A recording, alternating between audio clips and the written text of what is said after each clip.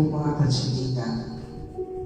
So ngayon po ay June 12, 2025 at ilang araw na ho, pasokan na ho rin. At ngayon po ay nakapagawa po ako ng spoken poetry. At bago pa man, nais ko po pasalamatan ang aking mga followers, subscribers, and supporters. So ngayon ay ibabahagi ko sa inyo ang aking nabuong spoken poetry. Ang title po ng storyang ito ay ang Pag-asa na Hirap Makita.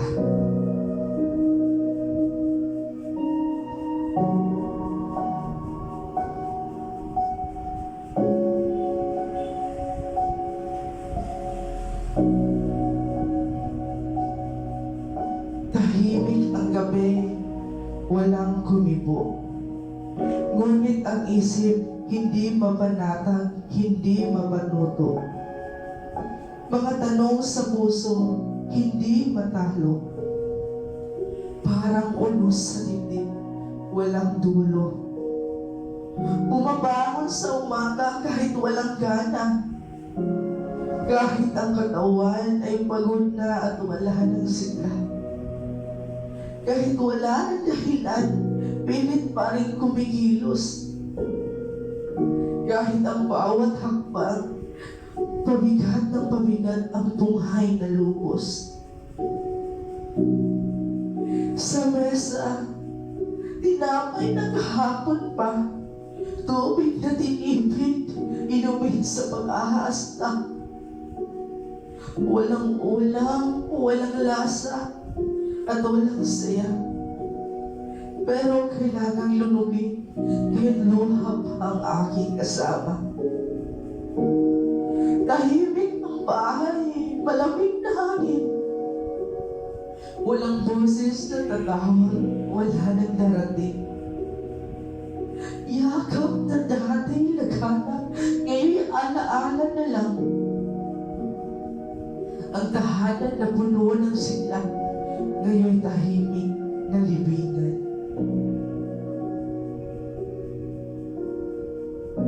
Sa gabi luha ang unang, puntong hininga ang sabi, natutulog na gising, gising na parang alipin. Ayaw umiyak, pero hindi mapigilan, kasi ang sakit. Hindi marunong magpahinga, hindi marunong lumisan. Minsan, tinatanong mo, bakit ako nagkakaganito? Bakit sa dami ng tao, ako pa yung nagkakaganito? Kahit humiyaw, kahit sumigaw, wala pa rin makakarinig sa aking mga sigaw. Pilit pumindi kahit peke. Pilit tumawa kahit may mga luha ang bisngit. Kasi sa mundong ito, kapag mahina ka, ikaw ang nawawala. Ikaw ang nauubos.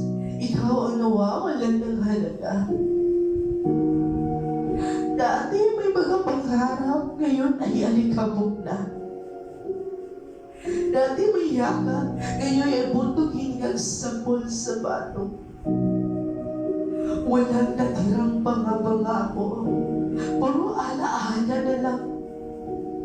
Na minsan kahit buo ka noon, ngayon ay wala ka nang alam. Pero kahit sugatan, kahit hindi nabuo, kahit hindi alam kung saan patungo at kinaan ang dulo, patuloy pa rin ang lakad, patuloy pa rin ang paghambang. Kahit ang puso'y bitbit lang, ay pagdurusa at luha sa tanyang. Hindi dahil sa lakas, kundi dahil kailangan. Kahit anong bigat, hindi pa rin maiwanan.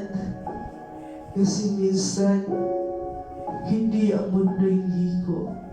Ang tanging sandigan mo ay ang sarili mo, ituloy ko to.